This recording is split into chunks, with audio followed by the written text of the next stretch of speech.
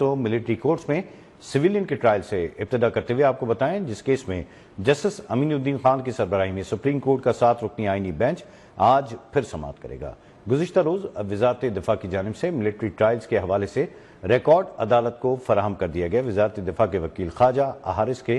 دلائل آج مکمل ہونے کا امکان ہے۔ عدالت نے آج بار کونسلز کے وکلاء کو تیاری کر کے آنے کی ہدایت بھی جاری کر دی ہے۔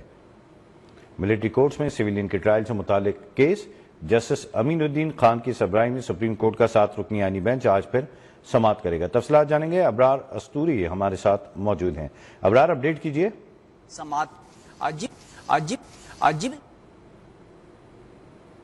انٹرا کورٹ اپیلوں پر سپریم کورٹ آئینی بینچ میں آج پھر سماعت ہوگی۔ جسٹس امین الدین خان کی سربراہی میں 7 رکنی آئینی بینچ سماعت کرے گا۔ جسٹس جمال مندوخیل، جسٹس محمد علی مظہر، جسٹس حسن اظہر رضوی، جسٹس مسرت ہلالی، جسٹس نعیم اختر افغان اور جسٹس شاہد بلال حسن پر مشتمل یہ بینچ کچھ دیر بعد سماعت کرے گا۔ وزارت دفاع کے وکیل خواجہ حارث کے آج دلائل مکمل ہونے کے امکانات ہیں، کیونکہ گزشتہ روز انہوں نے یہ اندیہ دیا تھا کہ آج ان کے دلائل مکمل ہو جائیں گے۔ ساتھ ساتھ عدالت نے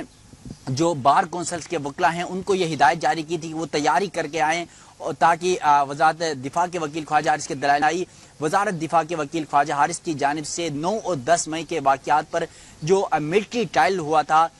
ملزمان کے خلاف، ان کے حوالے سے جو ریکارڈ تھا وہ عدالت کو پیش کر دیا تھا اور اس کی 7 کاپیاں بند سفید لفافوں میں عدالت کو فراہم کی گئی، 7 ججز کو فراہم کی گئی اور 7 ججز نے ان تمام بند لفافوں پر جو ٹرائل کا ریکارڈ تھا اس کا جائزہ لیا۔ سرسری جائزہ لینے کے بعد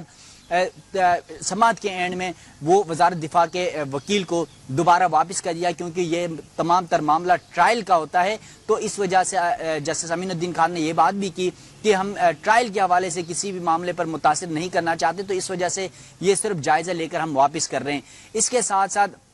یہ بھی بتایا گیا خاص طور پر کل کے جو سماعت ہے اس میں جسٹس حسن اظہر رضوی کے بڑے دلچسپ ریمارکس سے کل انہوں نے کہا کہ جو 9 مئی کے واقعات تھے اس پر جو ملوث ملزمان ہیں ان کا جو ریکارڈ ہے وہ پبلک ہونا چاہیے تاکہ عوام کو بھی پتہ چل سکے کہ ان کے جو کارنامے تھے وہ کیا تھے، انہوں نے کیا کارنامے سر انجام دیے، وہ پبلک کے سامنے بھی آنے چاہیے۔ تو پھر اس پر وزارت دفاع کے وکیل خواجہ حارث نے کہا کہ یہ معاملہ جو متعلقہ اتھارٹیز ہیں ان کا ہے، یہ اختیار میرے پاس نہیں ہے۔ تو اس کے بعد عدالت نے سماعت آج تک ملتوی کی تھی اور اب کچھ دیر بعد جسٹس حسن اظہر رضوی، جسٹس مسرت ہلالی، جسٹس نعیم اختر افغان اور جسٹس شاہد بلال حسن پر مشتمل یہ بینچ کچھ دیر بعد سماعت کرے گا۔ وزارت دفاع کے وکیل خواجہ حارث کے آج دلائل مکمل ہونے کے امکانات ہیں، کیونکہ گزشتہ روز انہوں نے یہ اندیہ دیا تھا کہ آج ان کے دلائل مکمل ہو جائیں گے۔ ساتھ ساتھ عدالت نے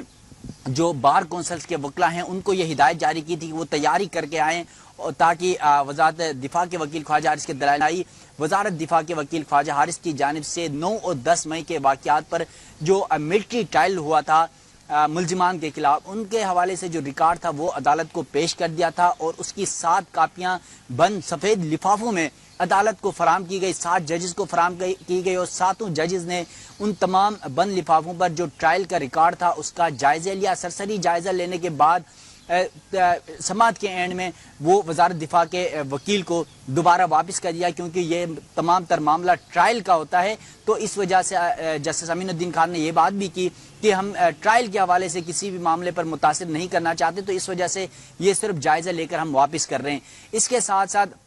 یہ بھی بتایا گیا خاص طور پر کل کے جو سماعت ہے اس میں جسٹس حسن اظہر رضوی کے بڑے دلچسپ ریمارکس سے کل انہوں نے کہا کہ جو 9 مئی کے واقعات تھے اس پر جو ملوث ملزمان ہیں ان کا جو ریکارڈ ہے وہ پبلک ہونا چاہیے تاکہ عوام کو بھی پتہ چل سکے کہ ان کے جو کارنامے تھے وہ کیا تھے، انہوں نے کیا کارنامے سر انجام دیے، وہ پبلک کے سامنے بھی آنے چاہیے۔ تو پھر اس پر وزارت دفاع کے وکیل خواجہ حارث نے کہا کہ یہ معاملہ جو متعلقہ اتھارٹیز ہیں ان کا ہے، یہ اختیار میرے پاس نہیں ہے۔ تو اس کے بعد عدالت نے سماعت آج تک ملتوی کی تھی اور اب کچھ دیر بعد اس اہم کیس کی